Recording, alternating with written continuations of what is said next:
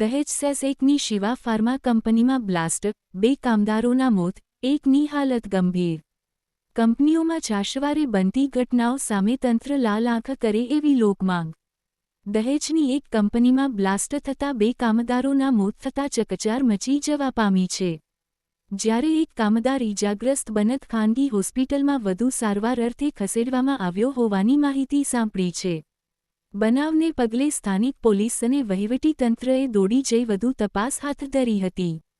દહેજની Shiva pharma કંપનીમાં રાસાયણિક પ્રક્રિયા દરમિયાન અચાનક કોઈક કારણોસર રિએક્ટર ધડાકાભેર ફાટતા 3 કામદારો ગંભીર રીતે દાઝ્યા હતા. જેમાંથી 2 કામદારો મોતને ભેટ્યા હતા. જ્યારે એક કામદારને વડોદરાની ખાનગી હોસ્પિટલમાં બેભાન અવસ્થામાં આઈસીયુમાં સારવાર હેઠળ રાખવામાં આવ્યો હોવાની સત્તાવાર વિગતો જાણવા મળી છે. રિએક્ટરમાં બ્લાસ્ટ થતાં દહેજના મનાડ ગામના પટેલ ફળિયામાં રહેતા અર્જુનભાઈ પરબતભાઈ પટેલું વ.28 તેમજ પરમાર પ્રવીણભાઈ મનસુખભાઈયું વ.35 રહે પાલડી ગામતા વાગરા જી ભરૂચને વડોદરાની બી.એ.પી.એસ. શાસ્ત્રીજી મહારાજ હોસ્પિટલ અટલાદરા, વડોદરા ખાતે સારવાર અર્થે ખસેડાયા હતા. પરંતુ ગંભીર રીતે આખા શરીરે દાઝેલા બંને કામદારોને ફરજ પરના ડોક્ટર ડી પટેલ દ્વારા મૃત જાહેર કરાયા હતા. જ્યારે અન્ય એક કામદાર ગંભીર રીતે ઈજાગ્રસ્ત થતાં તેને તાત્કાલિક વડોદરાની હોસ્પિટલમાં ખસેડવામાં આવ્યો હોવાની વિગતો સામે આવી છે. પ્રાથમિક માહિતી અનુસાર બ્લાસ્ટ એટલો પ્રચંડ હતો કે નજીકમાં કામ કરી રહેલા કામદારોને બચવાનો કોઈ મોકો મળ્યો ન હતો.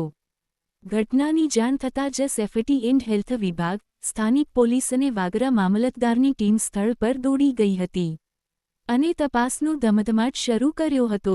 જો કે આ પ્રકારની ઘટનાઓ પછી થતી તપાસ અને કાર્યવાહી માત્ર દેખાવ પૂરતી જ હોય છે તેવો રોષ કામદાર સંગઠનો અને સ્થાનિકોમાં જોવા મળ્યો હતો. અત્રે ઉલ્લેખનીય છે કે શિવા ફાર્મા કંપનીમાં થયેલો બ્લાસ્ટ માત્ર એક દુર્ઘટના નથી, પરંતુ ઔદ્યોગિક સુરક્ષા પ્રત્યેની ઉપેક્ષા અને નિયમનકારી સંસ્થાઓની નબળાઈઓનો પુરાવો છે. તંત્ર આવી ઘટનાઓ બાદ માત્ર તપાસના આદેશો આપીને સંતોષ માનવાને બદલે દોષિતો સામે કડકમાં કડક પગલાં લેવાય અને ભવિષ્યમાં આવા અકસ્માતો ન બને તે માટે કાયમી ઉકેલ શોધવામાં આવે અને કામદારો સુરક્ષિત વાતાવરણમાં કામ કરી શકે અને તેમના પરિવારોએ આવી કમકમાટીભરી ઘટનાઓનો ભોગ ન બનવું પડે. શિવા ફાર્મા દહેજ લિમિટેડ સ્ટેજ 1માં આવેલી છે કંપનીમાં એવું થયું હતું કે બ્લાસ્ટ થયો. હવે બ્લાસ્ટ થયા પછી એ 3 જણા લોકોને આ કંપનીની અંદર એમ્બ્યુલન્સની વ્યવસ્થા તો છોડો, સારામાં સારી વ્યવસ્થા બી નથી, કશી મેડિકલની કોઈ વ્યવસ્થા જ નથી. એ લોકોને અમે અમારી રીતે ખુદ લાવેલા છે. તમે જોઈ શકો છો કે અમારા કપડાં કેવા છે.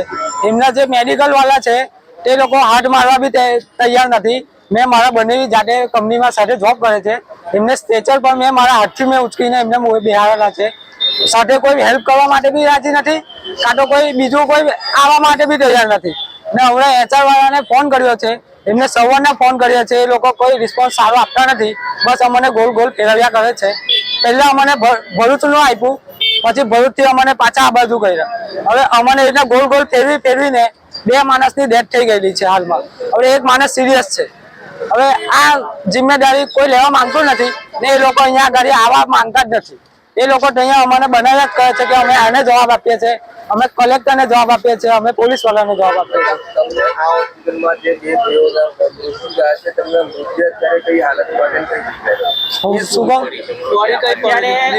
બોડી અહીંયા આવ્યા પછી બોડી એમને ઓક્સિજન લેવલ સાથે સેફટી વાળો સાહેબ બી બેઠેલો હતો. સેફટી વાળા સાહેબને મારા ફાધરે કીધું કે ઓક્સિજન મળતો નથી સાહેબ, તમે એકવાર ચેક કરો. સેફટી વાળો સાહેબ એવું કહે છે કે મળે છે. એના કરીને એ માણસને ચાલુ કાઢીએ, એ માણસની બોડી ઠંડી પડી ગઈ, તે માણસની હાલત ખરાબ થઈ ગઈ, એકદમ ક્રિટિકલ કન્ડિશન હતી.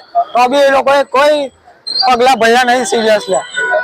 અહીંયા બોડી લાવ્યા પછી ત્યાં બહાર જાણે કે લાવાડી પેલા એને કચરો ફેંક્યો હોય, સવારના 4 વાગ્યાથી ત્યાં પડેલી છે, નથી કોઈ જોવા આવ્યું કે નથી અમને કોઈ હાલચાલ પૂછ્યા. અમે સામનેથી પૂછ્યું તો બી કોઈ સારો રિસ્પોન્સ આવ્યો નથી.